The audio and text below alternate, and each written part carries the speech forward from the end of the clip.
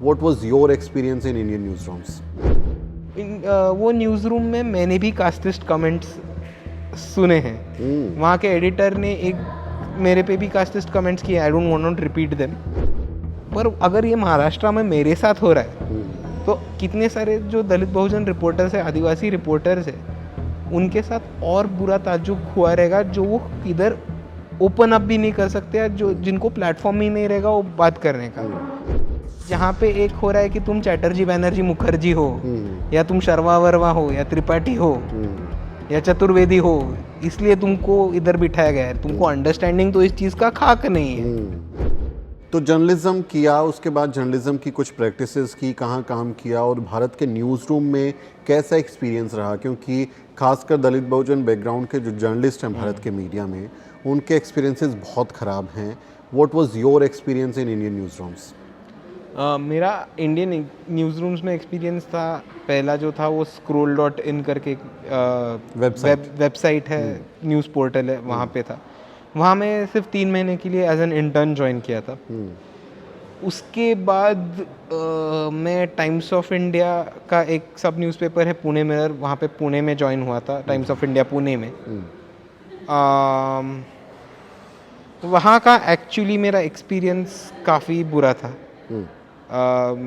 Political issues आधे editors को समझ में नहीं आते थे। अगर न्यूज़ रिपोर्टर्स भी अच्छा पॉलिटिकल कवरेज लाते थे तो भी वो एडिटर्स के पॉलिटिकल अंडरस्टैंडिंग तक के लिमिट रेक की वजह से वो ठीक से हम लिख नहीं पाते थे। और वो न्यूज़ रूम में मैंने भी कास्टिस्ट कमेंट्स सुने हैं। वहाँ के एडिटर ने एक मेरे पे भी कास्टिस्ट कमेंट्स किए। I don't want to repeat them. But वो जब भी हो रहा था तभी मेरे मन में एक ऐसा सवाल चल रहा था कि आज यहाँ पे मैं भी अगर ये सुन रहा हूँ तो बाकी के न्यूज़ रूम्स में, खासकर का हिंदी बेल्ट में जो न्यूज़ रिपोर्टर्स है, क्योंकि अब महाराष्ट्र एक अम्बेडकराइट मूवमेंट का हब है जहाँ पे हमारा असर्शन बहुत तगड़ा है। कोई गलत किया तो रात तक उसको फोड़ देंगे। वो एक धमक महाराष्ट्र के दलित्स ने और यूथ्स ने एक बना के रखे जो। पर अगर ये महाराष्ट्र में मेरे साथ हो रहा है तो कितने सारे जो दलित बहुजन रिपोर्टर्स है, आदिवासी रिपोर्टर्स है, उनके साथ और बुरा ताज्जुब हुआ रहेगा, जो वो इधर ओपन अप भी नहीं कर सकते, या जो जिनको प्लेटफॉर्म ही नहीं रहेगा वो बात करने का। इसीलिए वहाँ से आगे जाके Prabuddha Bharat as an website and as a fortnightly, जो प्रबुद्ध भारत फोर्टनाइटली पहले से चल ही रहा था, पर वहाँ से आगे जाके प्रबुद्ध भारत का एक वेबसाइट जहाँ पे इंग्लिश, हिंदी और मराठी ताकि नेशनल न्यूज़ आ जाए, और एक ऑल्टरनेट मीडिया हाउस खड़ा कर दिया जाए, इस वजह से बहुत हमने कोशिश की थी। और उसके बाद अक्रॉस इंडिया बहुत सारे ऑल्टरनेटिव मीडिया हाउसेस भी आपको आते वक्त दिख रहेंगे, जिसमें राउंड टेबल इंडिया था, प्रबुद्ध भारत था, दलित दस्तक था, दलित कैमरा है, और बहुत सारे न्यूज़ चैनल्स, इंडिपेंडेंट जर्नलिस्ट जिन्होंने मेन स्ट्रीम जर्नलिज्म में काम किया था, वो बाहर निकल के अपने इंडिपेंडेंट चैनल्स चला रहे हैं। उसमें आप भी एक बहुत बड़े एग्जाम्पल हो। से बहुत सारे इंडिपेंडेंट जर्नलिस्टिक वेंचर्स जो यहाँ के मेन स्ट्रीम व्यवस्था को एक ऑल्टरनेटिव मीडिया बन के उभरते वक्त दिख रहा है, और हमको आगे जाते वक्त इसी की बहुत ज़रूरत है, ऐसे मेरे को लगता है। बिल्कुल। और हमारे बहुत ख़राब एक्सपीरियंसेस हैं भारत के न्यूज़ रूम में।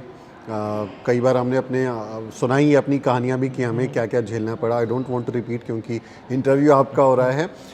जिस मेरिट की बात की जा रही, मतलब ये बार बार हम लोगों को ताना मिलता है कि मेरिट नहीं है, और आपने अपने जवाब में एक इशारा किया कि जब हम स्टोरीज़ करके लाते थे तो उनकी पॉलिटिकल अंडरस्टैंडिंग ही नहीं होती थी, उनको समझ ही नहीं आता था कि ये है क्या।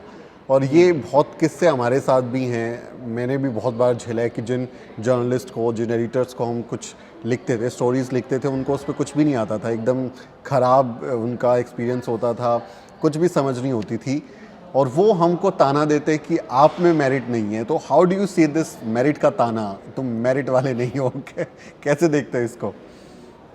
ये मेरिट जो था वो कास्टिस्ट स्लर ही की तरह ही आया था, पर आज हमारे जनरेशन ने मेरिट का मतलब और वो ताना ही थोड़ा चेंज कर दिया है कि जहाँ पे एक हो रहा है कि तुम चैटर्जी बैनर्जी मुखर्जी हो, या तुम शर्मा वर्मा हो, या त्रिपाठी हो, या चतुर्वेदी हो, इसलिए तुमको इधर बिठाया गया है। तुमको अंडरस्टैंडिंग तो इस चीज़ का खाक नहीं है।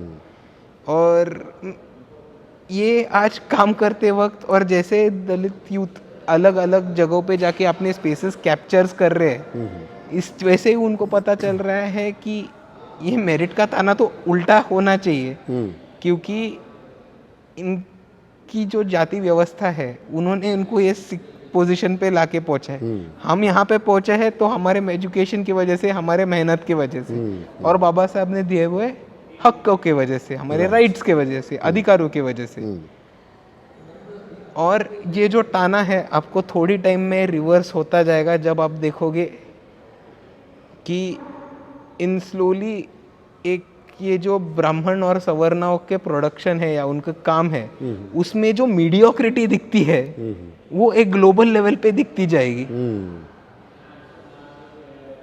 और हमारा जो टैलेंट और हार्डवर्क है वो आराम से आगे सील होता दिखा जाएगा।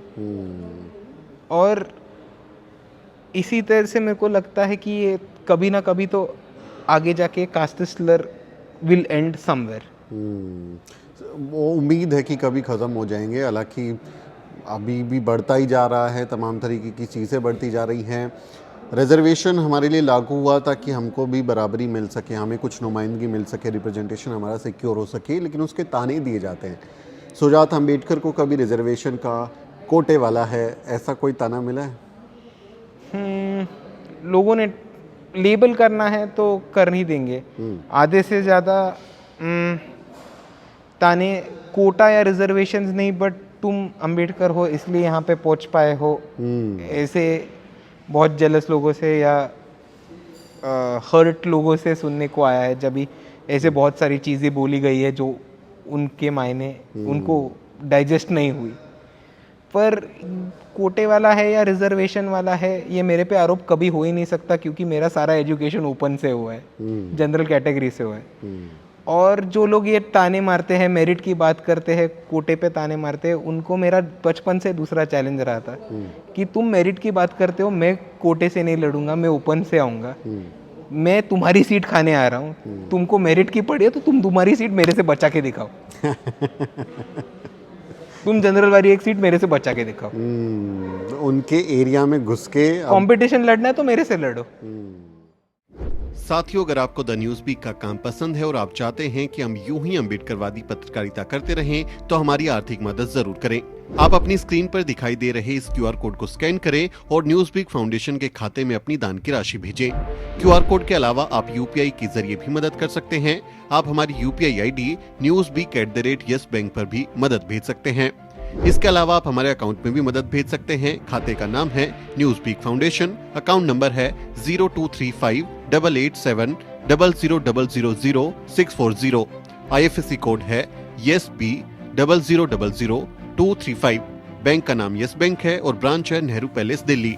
आप डोनेशन के एवज में इनकम टैक्स में भी छूट पा सकते हैं। डोनेशन की रसीद पाने के लिए ट्रांजैक्शन का स्क्रीनशॉट हमें भेजें। टाइप करें डोनेशन स्पेस आपका नाम और हमें 8595794224 पर व्हाट्सएप करें।